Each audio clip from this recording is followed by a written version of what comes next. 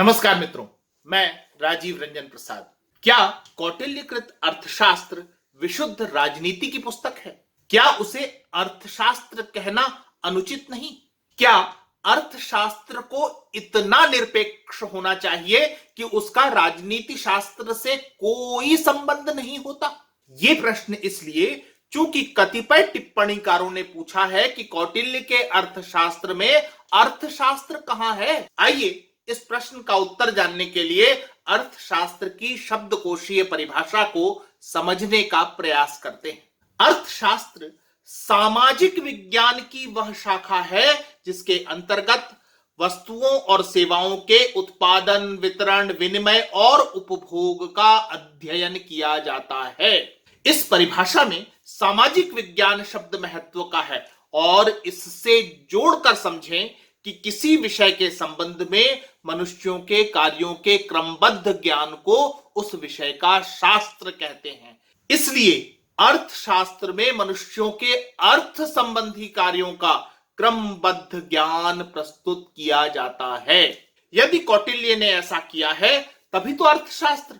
जानते हैं कि 4वीं सदी ईसा पूर्व के मौर्य प्रशासन का गजट मानी जाने वाली तत्कालीन महामात्य चाणक्य की कृति अर्थशास्त्र राज्य के आय व्यय का कैसा ब्यौरा उपस्थित करती है। आचार्य चाणक्य ने राजकीय आय के जो साधन वर्णित किए हैं उनमें पहला था भूमि कर। भूमि से राज्य को 2 प्रकार की आमदनी होती थी, सीता और भाग। राज्य को अपने आधिपत्य वाली भूमि से जो आय होती थी उसे सीता कहा जाता था। जो भूमि राज्य की अपनी संपत्ति नहीं थी उससे भाग वसूल किया जाता था। जो किसान स्वतंत्र रूप से खेती करते थे और सिंचाई का प्रबंध भी अपने आप करते थे उनसे जमीन के उत्तम या निकृष्ट होने के अनुसार उपज का 1/4 या 1/5 भाग भूमि कर के रूप में लिया जाता था। जो किसान सिंचाई के लिए सरकार से जल लेते थे उनके भूमि कर की दर अलग थी।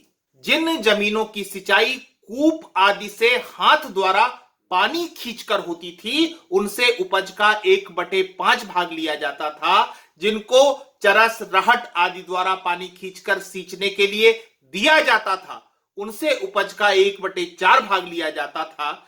लेकिन जहां सिंचाई वात यंत्र आदि द्वारा होती थी उनसे उपज का 3/4 भाग लेने का नियम था। नदी या नहर से सिंचाई होने की दिशा में भूमि कर की मात्रा उपज का 1/4 भाग होती थी। इतना ही नहीं, यदि कोई किसान तालाब या पक्के मकान को नए सिरे से बनाए तो उसे 5 साल के लिए भूमि कर से मुक्त कर दिया जाता था। टूटे फूटे तालाब या मकान का सुधार करने पर 4 वर्ष तक और बने हुए को आगे बढ़ाने पर 3 साल तक भूमि कर नहीं लिया जाता था। राज्य की आय का दूसरा साधन था तट कर, जो कि 2 प्रकार के होते थे, निष्क्राम्य निर्यात कर और प्रवेश्य आयात कर। आयात माल पर कर की मात्रा प्रायः 20% थी। सन के कपड़े, मलमल, रेशम, लोहा, पारा आदि पदार्थों पर कर की दर 10% थी। अनेक पदार्थों पर उनकी आवश्यकता अनुरूप कर की मात्रा 5, 6 1/4, 7 1/2 और 12 1/2% भी हुआ करती थी। कुछ देशों के साथ आयात कर के संबंध में रियायत दी जाती थी। इसे देशोपकार कहते थे। जिन व्यवसायों पर राज्य का एकाधिकार था उनके अन्य देशों से आने पर अतिरिक्त कर वैधरण भी लिया जाता था। इसी तरह तेल, शराब आदि राज्याधिकृत वस्तुओं के आयात पर भी अतिरिक्त कर देना पड़ता था। निर्यात किए जाने वाले माल पर भी कर लिया जाता था। आमदनी का तीसरा साधन था विक्रय कर। मौर्य काल में बिक्री पर शुल्क लेने की व्यवस्था थी। नाप कर विक्रय किए जाने वाले पदार्थों पर 6 1/4%, तौल कर बेचे जाने वाले पदार्थों पर 5% और गिनकर बेचे जाने वाले पदार्थों पर 9.5% शुल्क लेने की व्यवस्था थी। खदानों से खनिज पदार्थ खरीदने पर 600 पण और खेत से अनाज मोल लेने पर तिरपण पण कर लिए जाने की व्यवस्था थी। सभी विक्रय योग्य वस्तुओं को पहले शुल्काध्यक्ष के पास लाया जाता, शुल्क दे देने के बाद विक्रय के लिए उन पर अभिज्ञान मुद्रा लगाई जाती थी। राज्य की आमदनी का चौथा साधन था प्रत्यक्ष कर।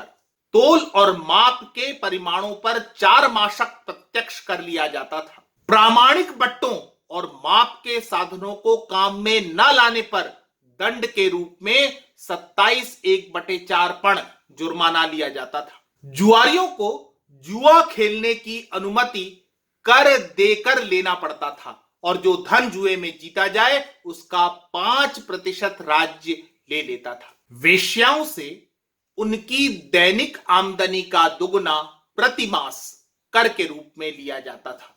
इसी तरह के कर नटों व अन्य तमाशा करने वालों से भी लिए जाने का नियम था। धोबी, सुनार और इस तरह के अन्य शिल्पियों पर भी अनेक कर लगाए जाते थे। राज्य का जिन व्यवसायों पर एकाधिपत्य था व अच्छी आमदनी होती थी उनमें खाने, जंगल, नमक का निर्माण और अस्त्र शस्त्र का कारोबार प्रमुख थे। इनके अतिरिक्त शराब का निर्माण भी राज्य के ही अधीन था। मौर्य काल में अनेक अपराधों के लिए दंड के स्वरूप भी शुल्क लिया जाता था। मुद्रा पद्धति पूर्ण रूपेण राज्य के हाथ में होती थी। रुपये, पण आदि सिक्के टकसाल में बनते थे। जो व्यक्ति चाहे अपनी धातु ले जाकर टकसाल में सिक्के ढलवा सकता था। इसके लिए एक निश्चित पूर्व राशि जमा करानी होती थी। जो कोई सरकारी टकसाल में नियमानुसार सिक्के न बनवाकर स्वयं बनाता था उसे 25 पण अतिरिक्त शुल्क देना पड़ता था। राज्य मुख्य रूप से अपने कर्मचारियों को वेतन, भत्ते आदि देने में व्यय करता था। आचार्य चाणक्य ने अर्थशास्त्र में इसका विधान निश्चित कर अनियमितताओं को कमतर करने का प्रयास किया था।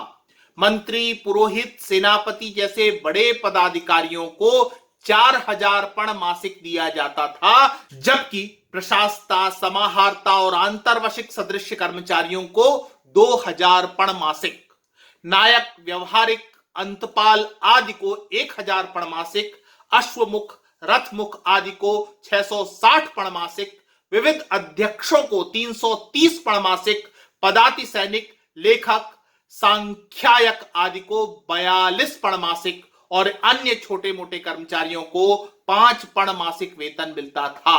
इसके अतिरिक्त यदि किसी राजसेवक की राज सेवा करते हुए मृत्यु हो जाती थी तो उसके पुत्र और स्त्री को कुछ वेतन मिलता रहता था।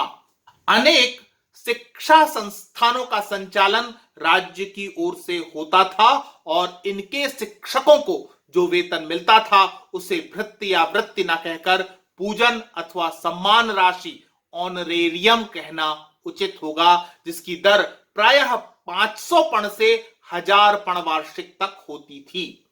राज्य जिन कल्याणकारी कार्यों में व्यय करता था उनमें अनाथ बालक, वृद्ध, व्याधि पीड़ित, आपत्तिग्रस्त और इसी तरह के अन्य व्यक्तियों का भरण पोषण सम्मिलित था। इन पर हुए व्यय को दान कहा जाता था। प्रजा की चिकित्सा का राज्य की ओर से प्रबंध किया जाता था।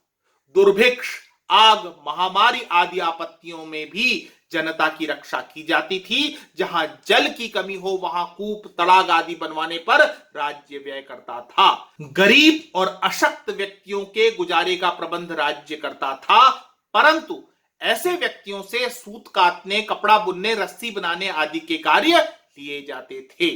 राज्य की इनके द्वारा निर्मित वस्तुओं से भी आय होती थी। सार्वजनिक आमोद प्रमोद की व्यवस्था सुनिश्चित करने में भी राज्य व्यय करता था।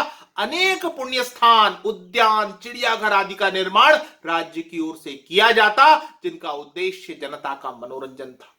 उपरोक्त के अतिरिक्त सम्राट का व्यक्तिगत व्यय भी अत्यधिक होता था।